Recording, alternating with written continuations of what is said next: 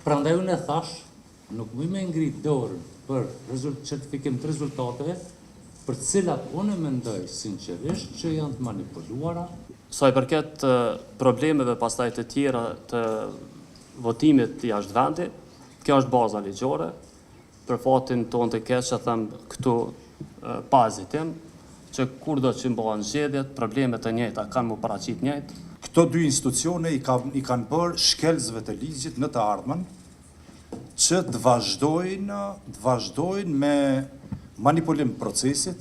Ne kemi marrë vendim për shpallje të rezultatit, edhe tash zëvendësimi bëhet në atë shpallje edhe rrjedhimisht certifikohet. Kemi disa shkresat të cilat janë deklaru se cilin pozicion dëshirojnë ta mbajnë. Ne nuk mund të mos e respektojmë këtë dispozit ligjore. Mandati anëtarit qeverisë përfundon nëse nuk e bën betimin. Ajo s'është çështje e KQZ-s fare hiç. Nuk kemi pas një proces suksesshëm, po një proces të dështuar. Edhe na kemi probleme si KQZ edhe këtë herë që nga dita e parë në shpalljen e rezultateve preliminare, KQZ ka dështuar. Edhe këto duhet me pranu për arsye të ndryshme.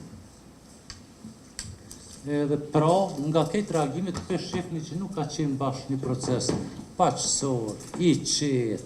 Prandaj unë e thash, nuk më me ngrit dorën për certifikim të rezultateve, për cilat unë mendoj sinqerisht që janë të manipuluara, edhe mendoj se dy shkallë të gjykatës nuk janë marrë me trajtimin e faktit edhe dëshmive.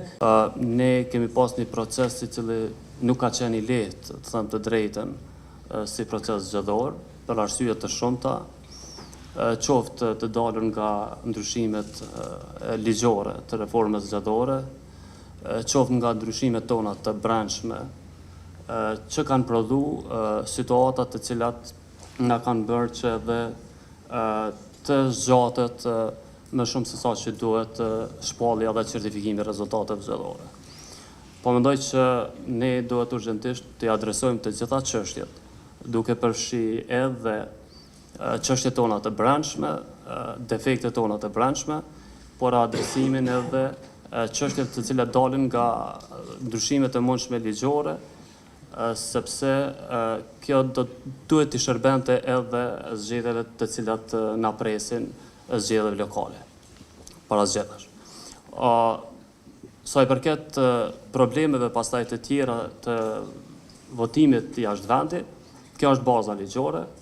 Për fatin tonë të keq që them këtu pa hezitim, që kur do që mbohen zgjedhjet, problemet e njëjta kanë më paraqit njëjtë, derisa ky ligj është në fuqi kështu që është. Shenjat e zeza që kalon ky proces dhe rreziku që këto të kalojnë pa marrë rrugën e organeve drejtësisë, përbën rrezik realisht edhe për demokracinë.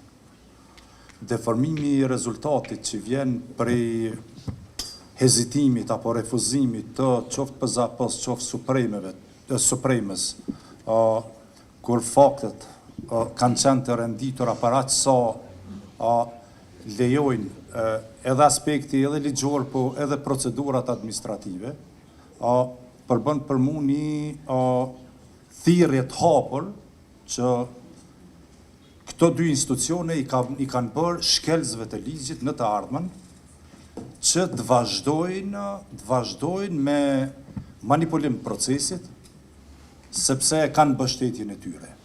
Kishte qenë një praktike njëjtë edhe në të kaluarën, që para certifikimit është bërë tërheqja kandidatit dhe është zëvendësu, edhe pastaj është certifiku me të zëvendësuarin.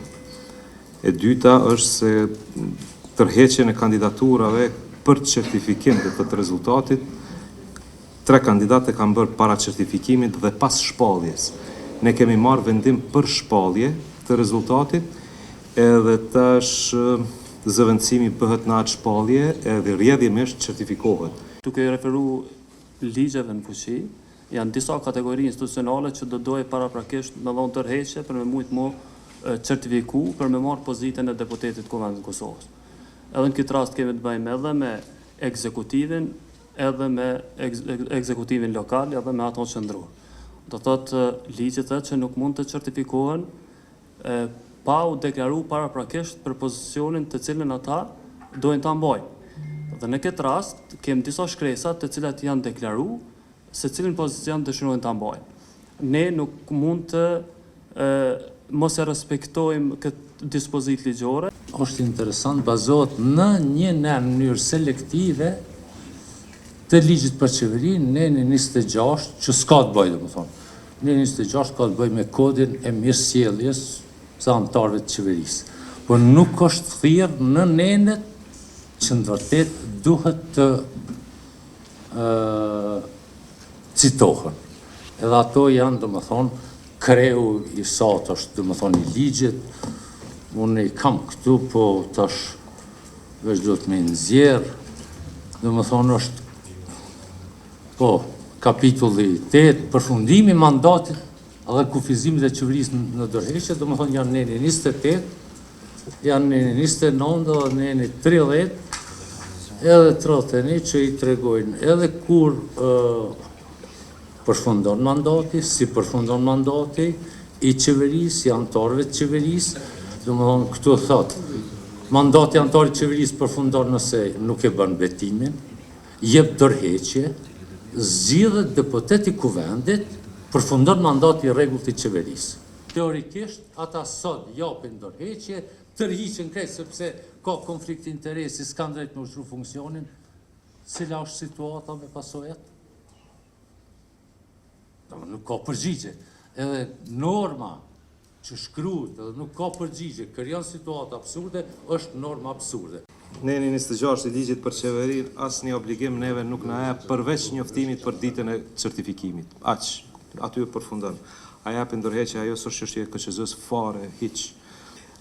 Lidhur me këto zëvendësime, pse duhet me zëvendësu është se ne kena marrë një vendim për shpallje të rezultatit edhe në atë vendim dhe në ato lista të shpalljes figurojnë 3 persona të cilët në ndërkohë kanë dhënë tërheqje apo të thonë që s'dojnë mu certifiku në rezultate edhe mu mindru me personat të cilat janë e marrin të radhës.